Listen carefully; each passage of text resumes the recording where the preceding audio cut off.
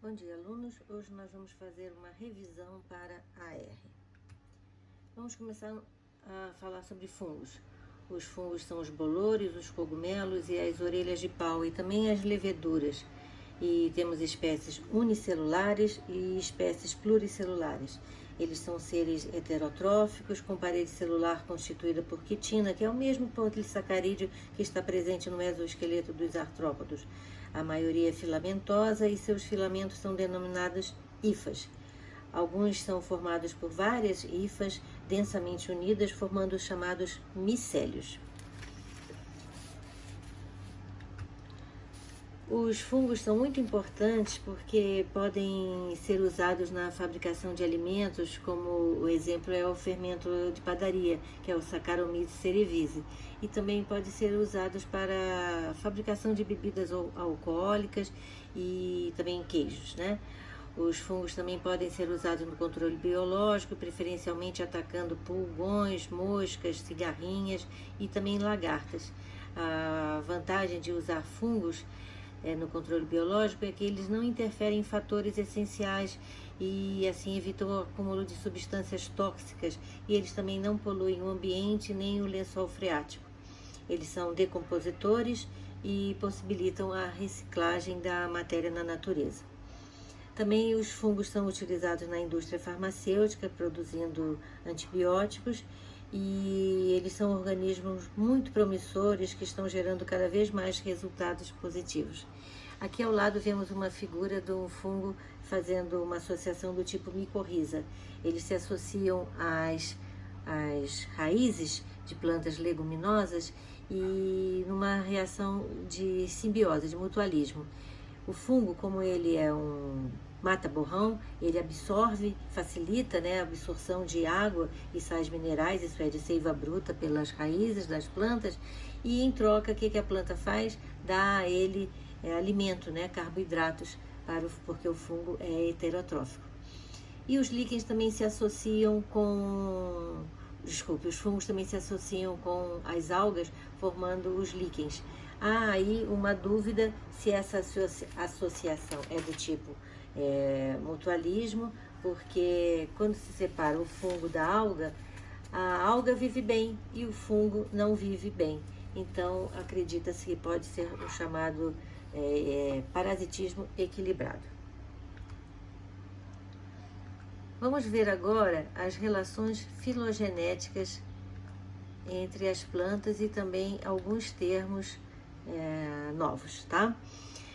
Acredita-se que o primeiro passo para o surgimento de seres sem sementes, as plantas atuais, foi uma parede celular com celulose que protege a célula vegetal e também a clorofila do tipo A e B nos cloroplastos, possibilitando então a fotossíntese. As algas eram classificadas nas antigas classificações como planta, no mesmo reino, mas nas classificações atuais elas foram retiradas do reino Plantae porque elas liberam seu zigoto no ambiente para o novo ser se desenvolver independente do organismo materno. E as plantas retêm um embrião multicelular maciço no gametófito, o que chamamos de matrotrofia. O primeiro termo do grupo de vegetais, briófitas, significa plantas de pequeno porte, delicada, que vivem em ambientes sombreados e úmidos. São vegetais dioicos e totalmente dependentes da água no estágio líquido para que os anterozoides, que são os gametas masculinos, nadem até a oosfera, que é o gameta feminino, para haver a fecundação. E aí, na natureza, surgiram os vasos condutores de seiva, o xilema e o floema, respectivamente, que transportam seiva bruta e seiva elaborada. E assim, as plantas puderam atingir um porte maior, porque os vasos condutores, além de conduzirem as seivas, eles dão sustentação às plantas. E aí, as plantas maiores agora, que podem ter um maior tamanho e possibilita uma melhor absorção de gás carbônico para fazer fotossíntese, surgiram as pteridófitas. Junto com as briófitas, as pteridófitas formam um grupo chamado criptógamas. Criptógama significa planta que possui gametas e órgãos reprodutores visíveis. Depois, com o surgimento da semente, que se desenvolveu a partir do desenvolvimento do óvulo, houve a possibilidade do surgimento das gimnospermas, que é um grupo em que nós já temos a semente, porém não temos frutos. O próprio nome está dizendo gimnosperma, semente nua. Isso é, nua, sem a proteção de quem? Sem a proteção do fruto. E aí vem agora as flores e os frutos. Antes disso, vamos ver alguns termos. Embriófita são todos os vegetais que têm um embrião protegido pelo genitor. Traqueófita são plantas que têm vasos condutores, isso é, as pteridófitas, as gimnospermas e as angiospermas. Espermáfitas são as plantas que produzem semente, são as gimnospermas e as angiospermas. E fanerogma são as gimnospermas e as angiospermas, que possuem estruturas reprodutivas bem visíveis. Porém, esse termo não é usado em botânica sistemática. Com o surgimento, então, das flores e frutos, houve a possibilidade de surgirem as angiospermas. Vamos ver, então, o ciclo reprodutivo do primeiro grupo, que é o grupo das briófitas. Então, aqui está representado o que acontece no ciclo reprodutivo das briófitas. Primeiro, nós temos aqui um gametófito. O gametófito, nesse caso aqui, tem um esporófito sobre ele. O esporófito é formado por um pé, uma haste e uma cápsula. A cápsula, dentro da cápsula, acontece a meiose e vai formar, então, esporos, haploides. Esses esporos, quando caem num ambiente propício, com água suficiente, ele vai germinar. Da germinação dos esporos, eu tenho a formação de gametófito. No caso, gametófito masculino e gametófito feminino.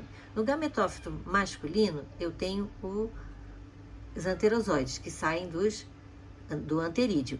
Esses anterozoides precisam nadar na água, tá aí a dependência total que as briófitas têm da água em estado líquido, vão penetrar no arquegônio para encontrar a oosfera. E aí, quando houve a penetração do anterozoide, encontrou a oosfera, formou o embrião. Então, os gametas são haploides, os anterozoides encontraram a oosfera, houve a formação do embrião, que agora é 2N, e vai crescer o esporófito, que é diploide, então 2N. Então, o esporófito é uma geração transitória. Ele se desenvolve somente durante um curto período, sob o gametófito feminino, lógico. Então, se você vir uma estrutura igual a essa aqui, você já sabe que esse gametófito aqui é feminino. Por quê? Porque ele tem o esporófito. E aí, fechou o ciclo de vida das briófitas. Agora vamos ver o ciclo de vida das pteridófitas. Bem, aqui tem um exemplo, a samambaia, que é um esporófito 2N, o adulto, né? Então, uma folha, que é o esporófito de uma samambaia, de vez em quando aparece na parte de baixo da folha, do folíolo, umas bolinhas de cor marrom, que são os esporângios, chamados soros. Dentro do esporângio vai acontecer meiose e vai se formar, então, o esporo, que é haploide. Quando esse esporo cai num ambiente propício, acontece a germinação e vai formar o prótalo. No caso das pteridófitas, o prótalo ele é hermafrodita, é o gametófito. Ele é N, ele é haploide. E ele contém tanto arquegônio como anterídeo. E dentro desse prótalo, que é em forma de coração, né, a gente fala que ele é cordiforme, vai acontecer a fecundação. Os anterídeos vão nadar também, tá aí a dependência da água ainda, né, água em estado líquido, vão nadar e vão encontrar a oosfera. Quando aconteceu esse encontro, houve a fecundação e aí vai formar o zigoto 2N, que vai crescer sobre o prótalo, que vai ter uma vida curta. Ele vai viver somente até o esporófito 2N já desenvolver raizezinhas e ter condição dele mesmo se sustentar, tá? Então, quando ele puder se sustentar, coincidentemente, o gametófito já desapareceu. Não se esqueçam, então, que a partir das pteridófitas já há uma inversão. a geração dominante é a geração esporofítica, o esporófito, e a geração gametofítica, que é o prótalo, aqui o gametófito, ela é passageira, ela dura muito pouco.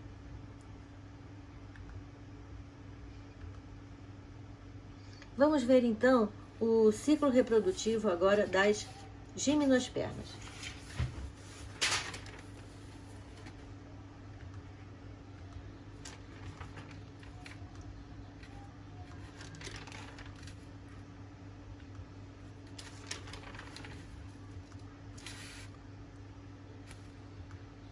Então vamos ver aqui o ciclo reprodutivo do gênero Pinus, que é originário do hemisfério norte, porém ele é cultivado aqui no Brasil também, tá?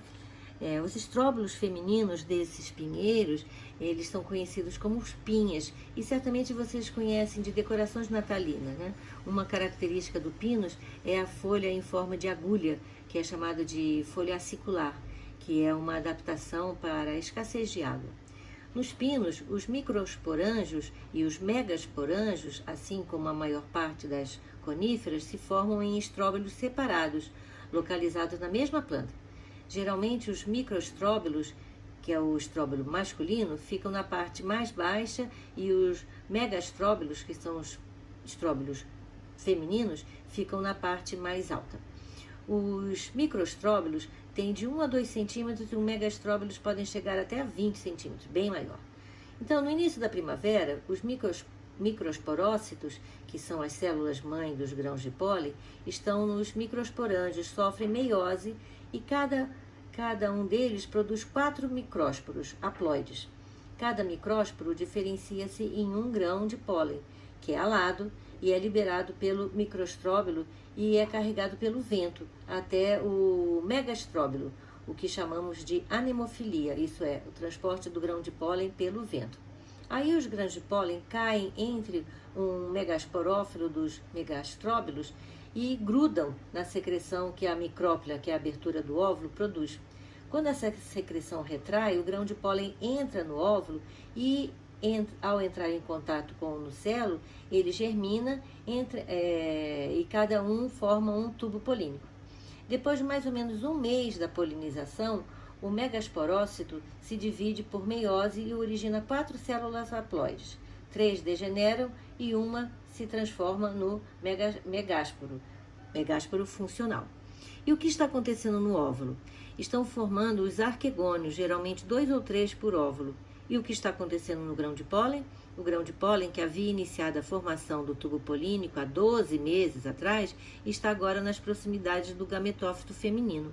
Enquanto isso, a célula generativa sofre mitose e origina a célula estéril, a célula espermatogênica.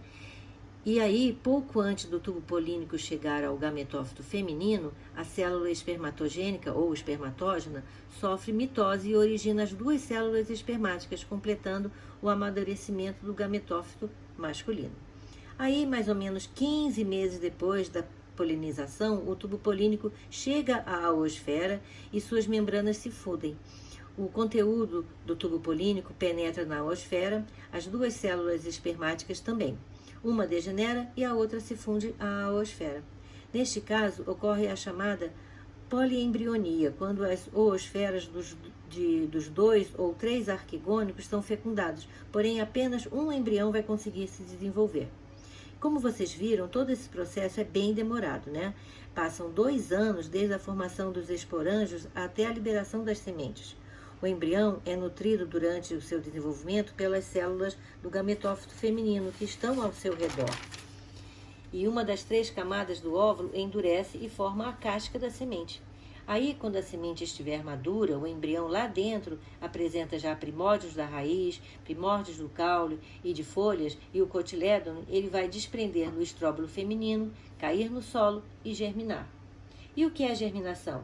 É a retomada do desenvolvimento do embrião que cresce, perfura a casca da semente e dá origem ao novo esporócito, tá? Esporófito, desculpe. Então, nós vamos ver agora o que é a semente.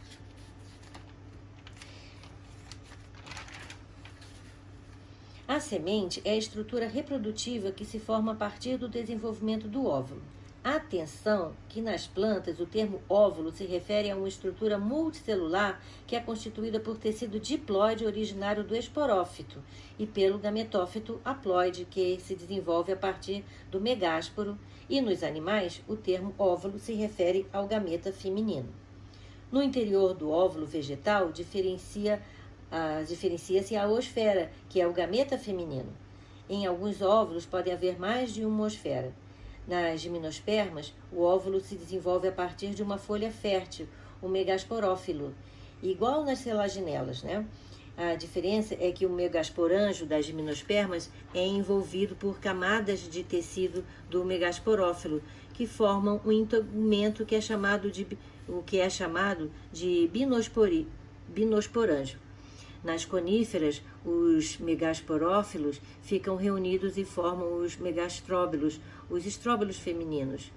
No megasporângio, há geralmente um único megasporócito, que é a célula-mãe do megásporo, que vai se dividir por meiose, formando 4 células, mas só uma vai sobreviver e formar o megásporo funcional, que vai ficar retido no interior do megasporângio e não será liberado pela planta-mãe.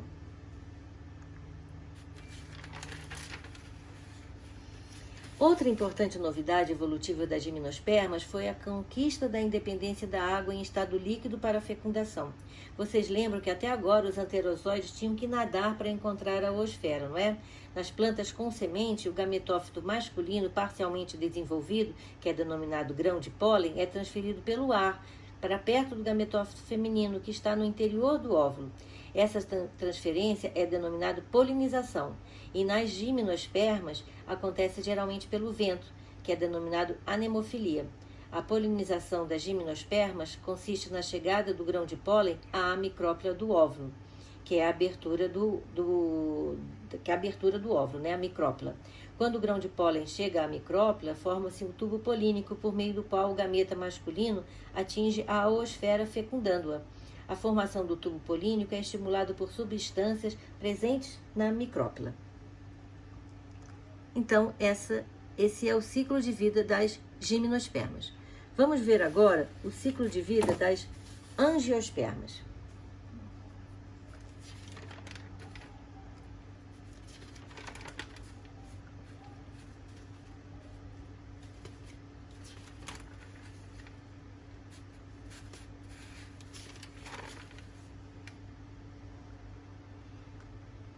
Nós vamos falar sobre a dupla fecundação. Uma vez no estigma de uma flor compatível, o grão de pólen absorve a solução açucarada produzida pelo estigma e germina, formando o tubo polínico. Esse crescimento, que é no interior do estilete, chega ao ovário e penetra no óvulo através da micrópila. Dentro do óvulo, o tubo polínico penetra em uma das sinérgides, lançando em seu interior 2 núcleos espermáticos, que são os gametas masculinos, e o núcleo da célula do tubo. Um dos núcleos espermáticos passa para a oosfera ao lado da sinérgide e o outro sai da sinérgide para a célula central. Aí, em seguida, as 2 sinérgides degeneram. Aí, um dos núcleos espermáticos se funde ao núcleo da oosfera, formando o zigoto 2N, que vai originar o embrião. O outro núcleo espermático funde-se aos 2 núcleos polares da célula central, originando uma célula triploide, que vai se dividir por mitoses e vai originar, então, endosperma, que é o que vai nutrir o embrião.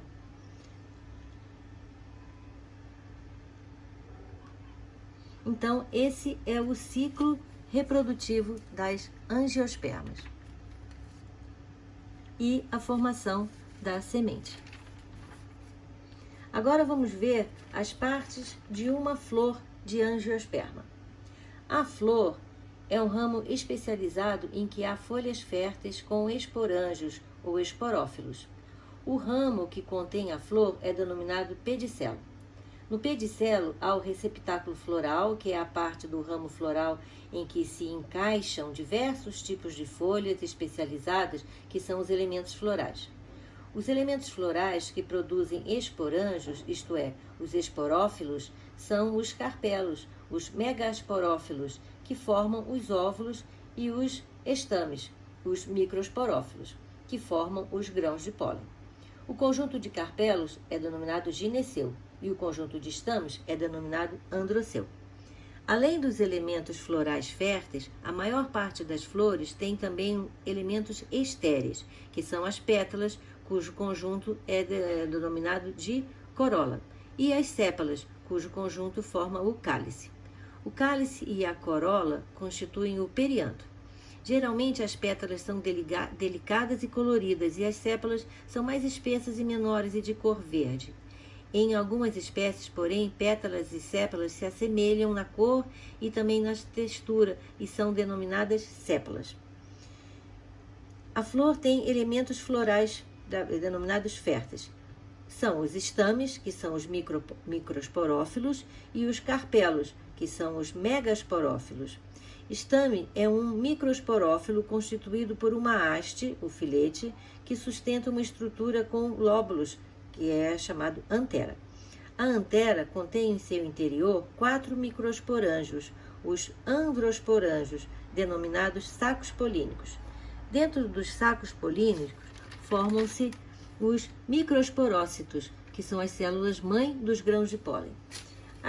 Os microsporócitos se dividem por meiose e produzem células haploides, que se diferenciam em grãos de pólen. A flor pode ter um ou mais carpelos, que são chamados os megasporófilos, que se dobram, fundem-se nas bordas e formam uma estrutura fechada que lembra um pequeno vaso com a parte de baixo dilatada e a parte de cima é mais afilada. Essa estrutura é chamada de pistilo. A base dilatada do pistilo é o ovário, no interior da qual se formam os óvulos, ou óvulo, dependendo da espécie, né?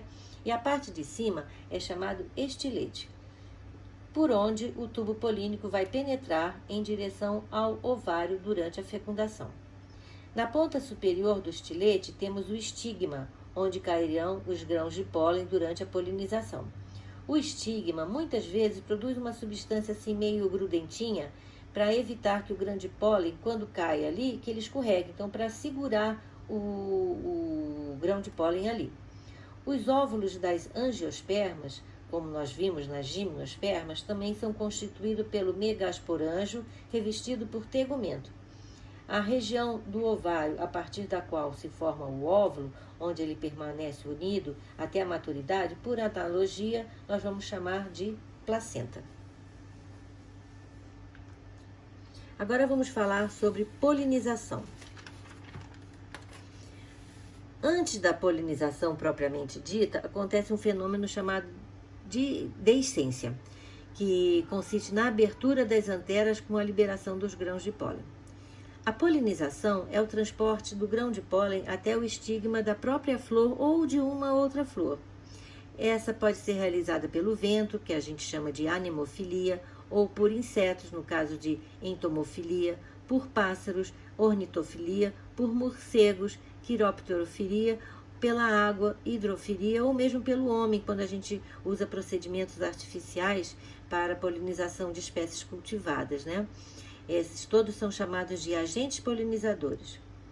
As plantas desenvolveram várias adaptações para garantir a polinização. Por exemplo, as plantas que têm o vento como agente polinizador, como as gramíneas, por exemplo, têm flores bem pequenas e nenhum tipo de atrativo, e têm as anteras com filetes longos e flexíveis que oscilam com o vento. Elas também produzem grande quantidade de pólen. Já as flores polinizadas pelos animais têm características que atraem esses agentes polinizadores, como, por exemplo, uma corola cheirosa, comestível, e aí eles podem economizar na produção de grão de pólen, não precisa produzir tanto grão de pólen. Na natureza, não é vantajoso a autofecundação. Por quê? Porque limita a variabilidade genética. Então, a autofecundação é quando o grão de pólen fecunda um óvulo da mesma planta. Por outro lado, na natureza é estimulada a fecundação cruzada. E o que é fecundação cruzada? É quando o grão de pólen chega a uma flor de uma outra planta. Isso é, quando o grão de pólen fecunda um óvulo de uma planta diferente. A fecundação cruzada é muito importante para que se formem novas combinações gênicas na descendência e na adaptação da prole a possíveis variações do ambiente.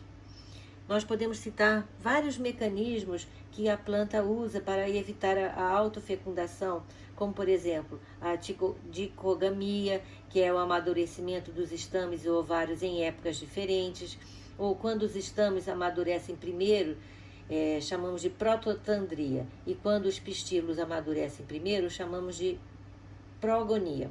Também pode acontecer um fenômeno dito ercogamia, que é quando há uma barreira física para impedir a autofecundação. Um exemplo de ercogamia a gente vê aqui no desenho, que é quando a diferença de posições de estigma e antera, tá bom? Então, também pode acontecer um fenômeno chamado de autoincompatibilidade genética, que é quando os grãos de pólen produzidos por uma planta são incompatíveis com os pistilos de suas próprias flores e só se desenvolvem em outras flores. Agora vamos falar sobre os frutos.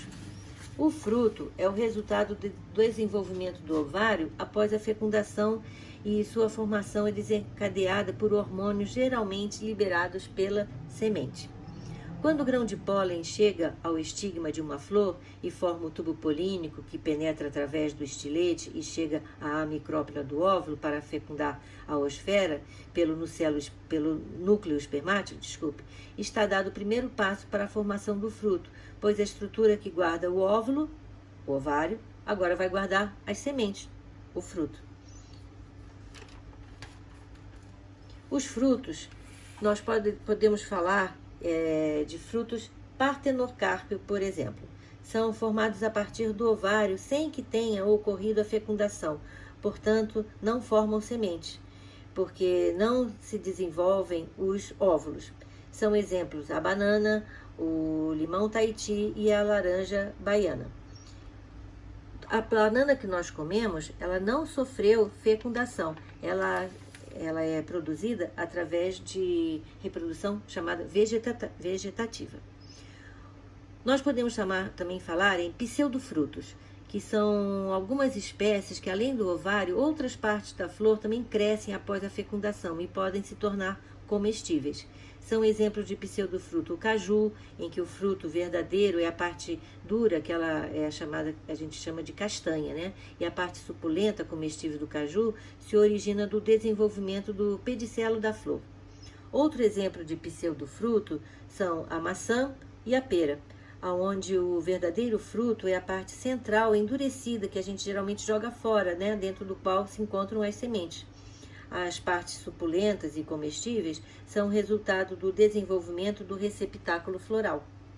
Na história evolutiva das plantas, o fruto certamente desempenhou um papel primordial de proteger a semente e, posteriormente, aconteceram adaptações que lhes possibilitaram a função de dispersão da semente.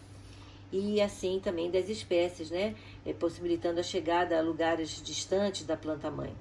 A chegada a lugares distantes da planta-mãe garante que novas plantas não concorram com a mãe e suas irmãs pelos recursos do ambiente e também permitem que aquela espécie se espalhe e colonize novos ambientes, aumentando a chance de sobrevivência.